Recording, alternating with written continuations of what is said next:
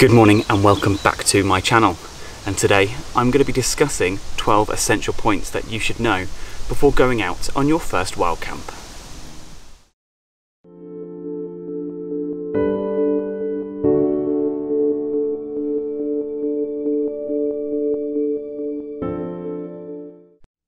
So that leads me on to point number one, and that is to pack light, which is a bit of a no-brainer. But if you bear with me, and we'll have a look at rucksack sizes first. This little one is a day pack, and this is a 33 litre Osprey Talon? It's a Talon 33.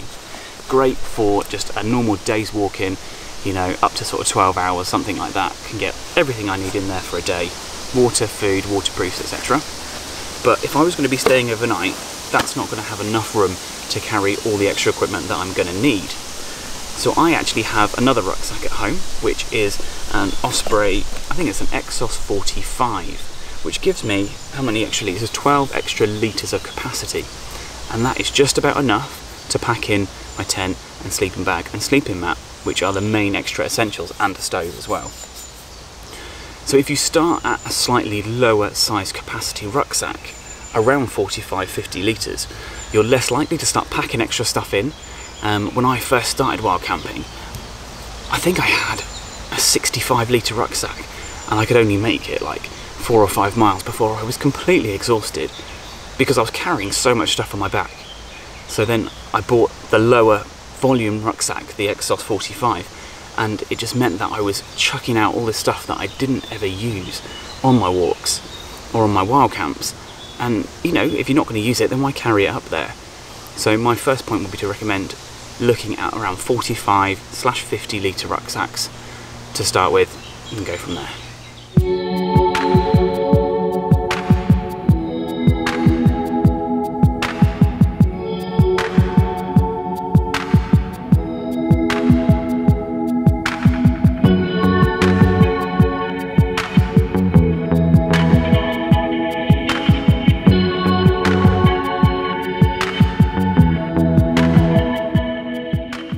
So the main sleeping system comprises of just two elements, which is the sleeping bag and the sleeping mat. I've got a couple of sleeping bags that I use and only one sleeping mat, which I will change hopefully in the future. So I've got the Thermarest Pro Light, and it packs down relatively small. It's probably around this size, and I bought it about 10 years ago and I've never really upgraded it. And back then there was no such thing as the Neo Air, which are the nice thick crinkly mattresses, but they give you a lot more comfort for your weight, and mine weighs in at about 500 grams. I say it's around this sort of pack size, so it is quite bulky. That for me is absolutely fine. I can get a relatively decent night's sleep, but you've got to look at the R value of the sleeping mat, which will tell you how much insulation that it will give you. So if you're going to be starting out wild camping, obviously I'd recommend doing it in summer when it's going to be slightly warmer, and avoid winter conditions because you need a whole new level of gear to do that. My R value on the Pro Light I think is only 2.1, which means that it is really only suited to sort of 3-season use, not recommended for really cold weather because it won't insulate you from the ground. But in summer, when the ground is relatively warm, it's not going to be much of an issue. Then you move on to the sleeping bag, and I've got a couple of sleeping bags. I've got a synthetic one, which is a Mountain Equipment Starlight 3, and I use that generally for sort of car camping because it's so big and bulky. It's good down to about -7. I've used it about -4. I got a little bit chilly in it, but it's rated down to -7. So the other two sleeping bags that I've got are down sleeping bags. I've got a Neutrino 200, which is my summer weight sleeping bag, and that's rated down to about +5, +7 degrees. I've used it actually down to about 0 on a wild camp I did in the Lake District, and I was cold in it, but I did actually manage to sleep for a few hours. I'll pop a link to that video just up here somewhere. So it will keep you alive in colder temperatures. That's kind of how I thought about it. It kept me alive. I did not have a comfortable night's sleep, so that was a lot colder that night that was forecasted, but if you're interested, do watch the video. It is quite good. And beyond that, I've got I think it's a Rab Ascent 600 or 500, can't remember. I'll pop the name of it just down here. That one is rated to about -7, so very similar to my Mountain Equipment Starlight 3, but the pack size is half the size and it's even less weight. So my Starlight 3 is about 1.5 kilos, I think, and my Rab Ascent 400, 500, 600 is, I think, only about 600 grams. It's really, really light for the level of warmth that I get. And I actually used that one on a relatively recent wild camp in the Peak District, which I'll pop another link up here. That one was on Kinder Scout and it got down to probably -4, -5, and I was snug as a bug in that. It was absolutely fantastic. So make sure you get the sleeping bag that is right for you for the right time of year. And I say, if you're starting out, keep it to summer, maybe late spring, early autumn, that's absolutely fine. You know it's going to be warmer temperatures, and the lighter weight sleeping bags tend to be a bit cheaper. You can go for a lightweight synthetic that's good for, you know, +5 degrees, and that'll get you into the swing of wild camping, and whether or not you like it.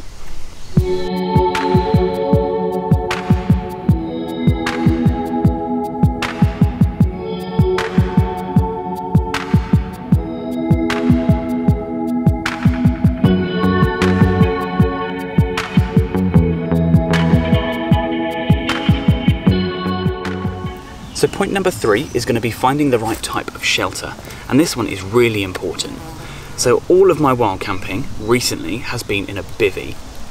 I have a Rab Ridgemaster bivvy, which sadly is no longer in production. They do the Ridge Raider, there we go, so I've got the Ridgemaster.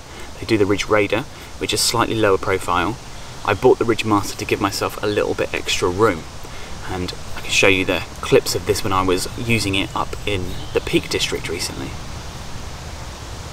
Now my Ridgemaster bivvy weighs in at about 1.1 kilos, and for a pretty much pitch anywhere kind of shelter, that's great, that's not bad at all. There are lighter weight options out there, and you really have to look into it and how much you're willing to spend on the tent, because that is going to be what's going to keep you dry, what's going to keep you protected from the wind, and also give you a bit of a microclimate inside, because it will be several degrees warmer inside the tent than outside. Now, with a bivvy, you must take into consideration that, for me, I can't cook inside, I have to cook outside. I can't see outside without actually undoing the door. I know there's no windows on many tents, but you can kind of get an idea of what the weather's like outside. For me, I can't, it's completely pitch black inside. The waterproof and breathability of a bivvy generally is very good, because they'll use, most of the time, a membrane, very similar to like a waterproof jacket, whereas tents won't do that. And whether or not you want any room in there to be able to sit up and actually do something in the evening. So when I was out wild camping in Edale, I managed, it was dry, so I could actually sit outside my bivvy. I was in so many layers because it was so cold, and I think I got into bed at about 7 PM, I want to say, something like that, 7 or 8 PM, and just laid in bed. I couldn't do anything, I couldn't sit up, I couldn't read. You're very much restricted to that coffin sort of shape that goes around your body when you're in a bivvy. Tents, on the other hand, you can have that extra headroom, which can be really, really beneficial for just doing something in the evening, having a bit of an activity, or being able to get dressed or clean, cook, things like that, you can actually do in the porch of the tent. In the future, I think I'm going to look at tents, and I want one that's going to be lighter than my bivvy. So for me, that's going to cost quite a lot. But for people starting out, look at tents that are like from Van Gogh. There's a Van Gogh Banshee, I think 200. It comes in at about 1.8 kilos, I think. Not too expensive, low profile, and perfect for wild camping. And then Wild Country, the Zephyros, I think they're called. It's very similar to a Terra Nova sort of style, it's the same company. And they're really, really good tents for wild camping. It comes in about 1.5, I think 1.8 kilos. So don't go for something massive, you don't need it. It's going to be way too much extra weight. Get as lightweight tent as possible that is suitable for the conditions that you're going to be going in.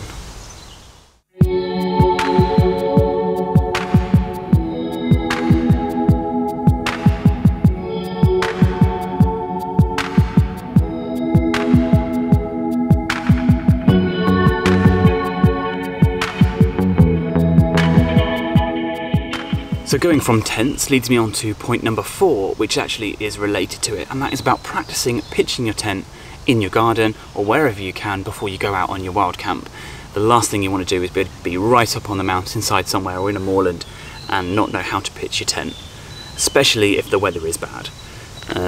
On a side note for that, when you do get somewhere, check the weather, because if there is bad weather inbound, you're really going to want to get that tent up quickly, get all your gear inside, get yourself inside to keep yourself protected from any snow, any rain that's coming in. So practice your tent pitching at home.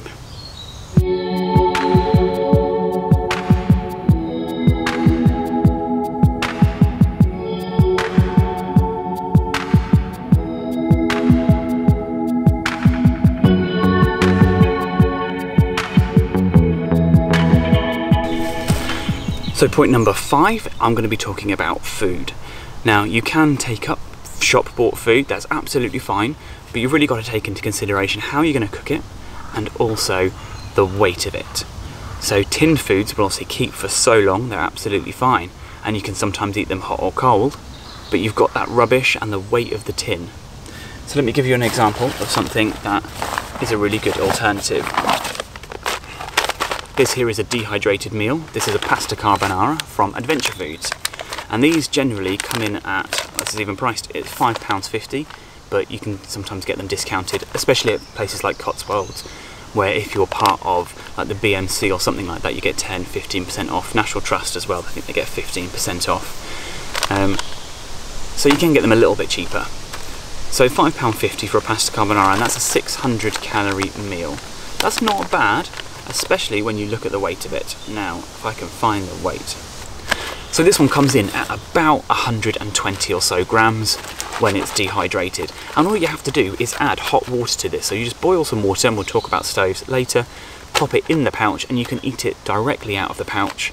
And then you've also got a nice little container to put some rubbish in as well. That's what I tend to do, is put all my rubbish back into one of these, fold it up, and then put it in a sandwich bag or something, and then it doesn't leak everywhere. But it gives you a 600 calorie balanced meal and minimal weight. Just add water. Whenever I go wild camping, I definitely take a couple of these with me. There is a website that I use. If I'm going to go for sort of smallish meals, so 600 calorie meals, I will get them from my local Cotswolds or something. But there is a website that I use that you can get up to like 1200 calorie meals, which are massive meals, and they come in at like 150 grams when they're dehydrated. They're really, really good. Definitely recommend some of these. So you can get a couple of them like I've done in the past, and then you just try them at home or on a walk or something like that. Go out for a nice hike in the day, cook that for some lunch, and then you know whether or not you like them.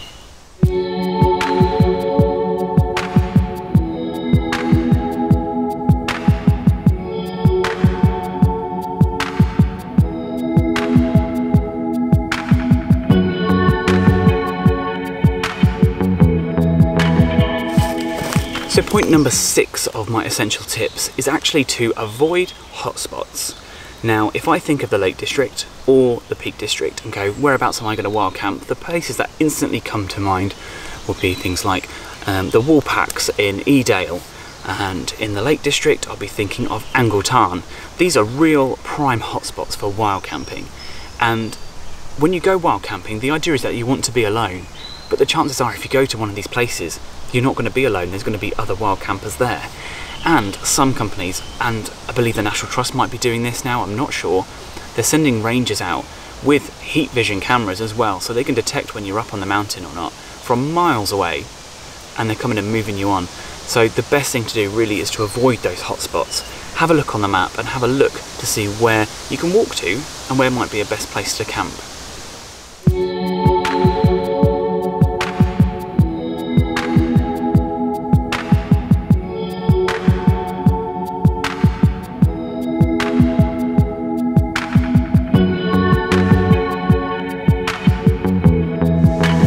That leads me on to point number 7, which is making sure you find a safe place to camp and also near a water source. You've got a few options with you. You can either purchase yourself one of those filter straws, so you can harvest water from one of the local streams or from a tarn or something like that and filter it, and you've got perfectly drinkable water. Or you can carry all the water with you. So what I did on my last trip to the Peak District when I was wild camping was I carried all my water with me. And I had 3 litres. I had 2 litres of it in a reservoir, like a bladder, that sits just between myself and the rucksack, and I had a litre in the bottle. And I would always recommend splitting your water between bottles and bladders if you like to use a reservoir, or just bottles, especially when while camping, because if my bladder was to burst halfway up, okay, I might have soaked all my kit, but I wouldn't have the water that I would need to complete the hike. So at least I have a litre with me to maybe do the camp and then come down, or kind of find an alternative route. So it's really important to have that water. And also think about where you're going to be camping. In the Lake District, there's not many, well, there are a lot of peat bogs, especially in the eastern fells, but in some places, if you go around the central fells and that, the running water is going to be very clear, really clear. And in the Peak District, that's just not the case. The water that comes off the moorlands is so sort of rusty colour, it's quite awful. You've got to think, are you going to drink that? Especially with a filter. I've seen a couple of YouTube channels where they've gone out while camping, they've filtered the water that's come down the stream from one of the moorlands, and it's still this horrible sort of brown colour. And okay, it might have filtered out a lot of the bacteria and viruses, hopefully all of them, but the idea for me of drinking that kind of water, it puts me right off. So when I was in the Peak District, I carried all my water, but in the Lake District, I would certainly consider taking a filtration straw with me, which generally cost around £30 to £40, and they're good for sometimes up to 1,000 litres or more. And that means I haven't got to carry anywhere near as much water, maybe a litre and a half to get up there.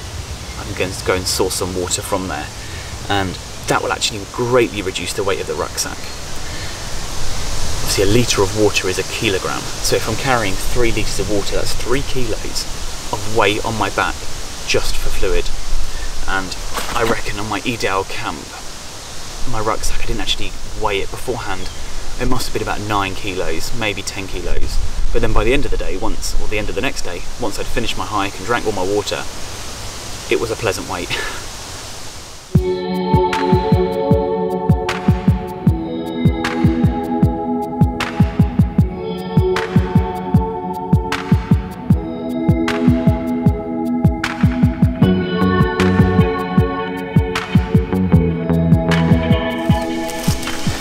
So once you have found that prime spot that you are going to camp at, that's not one of the hotspots that I spoke about, you need to make sure that you pitch late and that you leave early and leave no trace of where you've been. So pitching late, make sure maybe the last hour of daylight, that's the best time, sort of around dusk. That's enough light to kind of pitch the tent, make sure you've got a nice safe area, not below a massive overhang of rocks or anything like that. And then leaving early would be within that hour just after sunrise. And a lot of people don't do that. I've been out on the fells so many times and it's lunchtime and I can still see tents pitched around places and you can tell that they're wild camped there. And it's not the way it's done. You need to remove your tent as early as possible.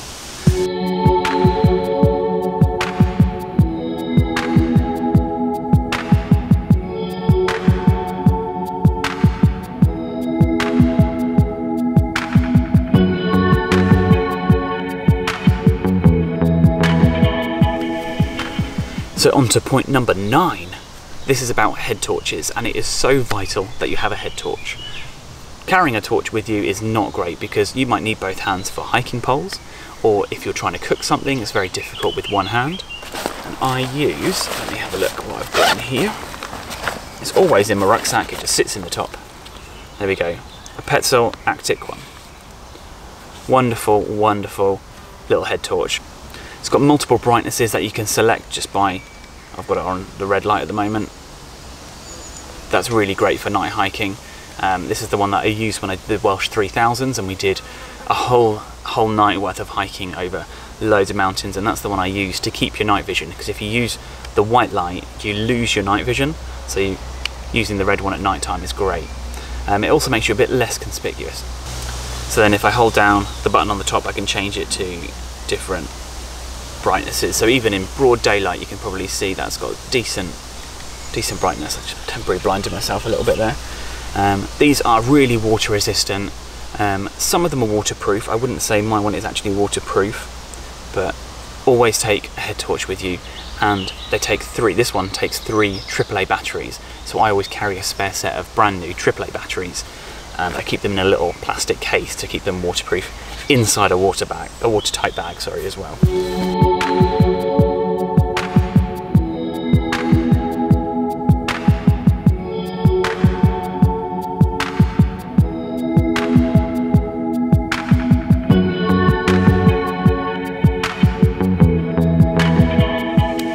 So as I just mentioned, I use dry bags, and I don't tend to have a rain cover on my rucksack.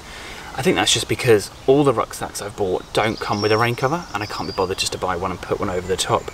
So I put everything in dry bags, so I don't mind if my rucksack gets soaked through. It'll dry relatively quickly. But if I show you an example of a dry bag, this is the one that I always have. I've had it for years. My wallet always goes in here. There's also some Compede in there, spare memory cards, some tablets and stuff like paracetamol and ibuprofen, a few little bits in there. So this is a 1 litre dry bag. All you have to do is, if I get it the right way, just roll it a minimum of just 3 times, and then you can clip it up and you've got a completely watertight bag. So you can keep all of your essentials in there that you do not want to get wet. Things like battery packs, your phone probably might go in there, especially at night time or if you are hiking and it's wet. So I have a selection of these. I've actually colour coded them, which is a bit sad, but it means that I know exactly which one that has the equipment that I want in. So I have a blue one, which I'll tend to put any spare clothes in there. So I'll put a spare pair of socks, spare pair of underwear, and probably a spare t-shirt. On a single night wild camp, that is generally all I will take. I'll wear the same trousers, and obviously got the same waterproofs and stuff. I'm not going to take spares of those. So minimal weight clothing. For a pair of underwear, a pair of socks and a t-shirt, you're probably looking at like 250 grams, something like that. And I tend to take the absolute lightest weight t-shirts that I've got, just to try and keep the weight down a little bit. I've got some that are a bit thicker and a bit heavier. I think on my last wild camp, the one in Edale, I actually used a merino wool top because it was going to be cold, and I wore that for the whole 2 days. Merino wool is really good at not smelling, and it's got really good wicking properties and also warmth. I have another dry bag that I tend to put all of my electronics in if it is going to rain. So that'll be my camera, if I've got the drone with me, anything else, my phone. GPS is waterproof, but sometimes I'll put it in there if I'm not using it. Things like that, and the battery pack as well, that'll go in there. So we always take on a wild camp a power bank with me. I have another one as well which has my first aid kit in, and it's almost like a little first aid kit in a dry bag, but I also put in an insulating layer in there. I've got a Primaloft layer that I very rarely use, but it goes in there because if I have an accident and it starts to get cold, I'm going to need these other insulation layers. It weighs next to nothing, and I never even notice it at the bottom of the bag, so it's always just nice to know that it's in there. So dry bags are essential for keeping all of your kit dry in adverse weather.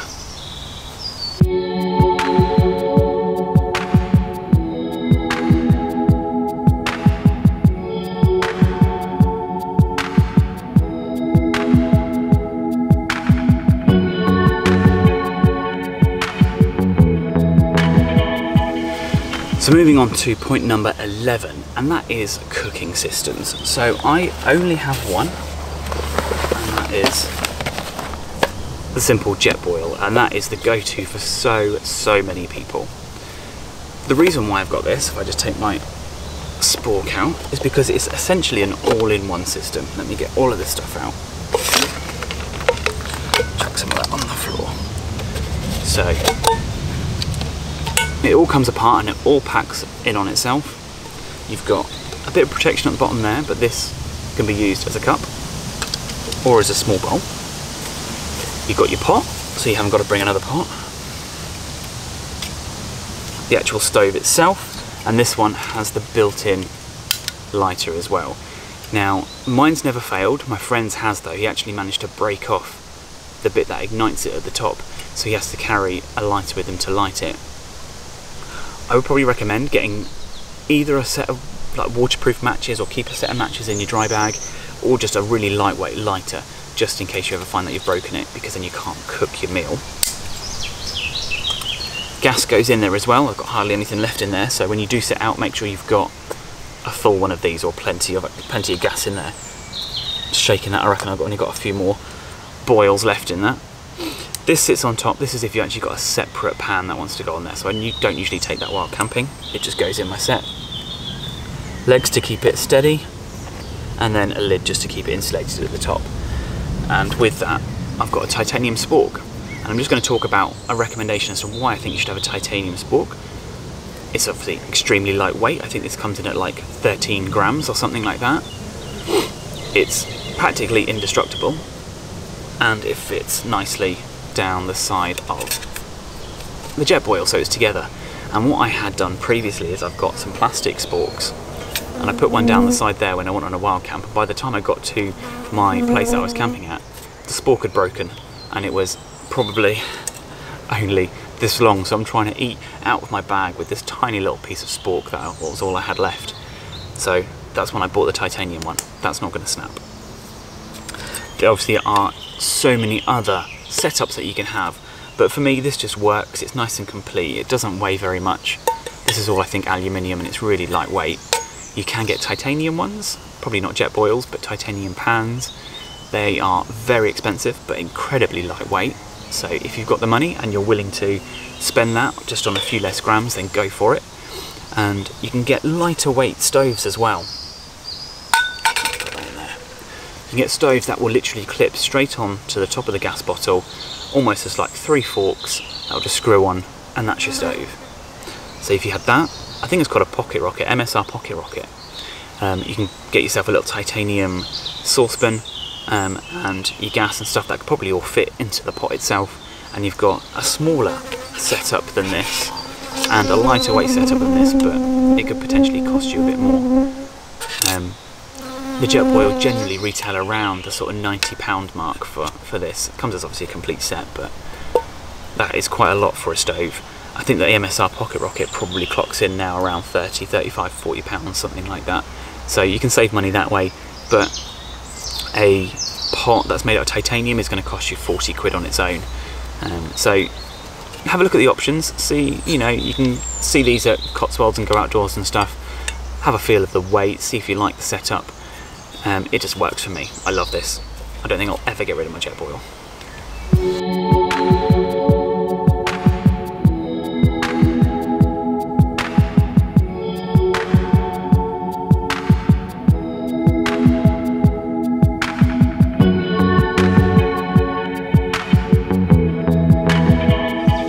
Now for point number 12, which is the last one on this list, and that is about creating a kit list.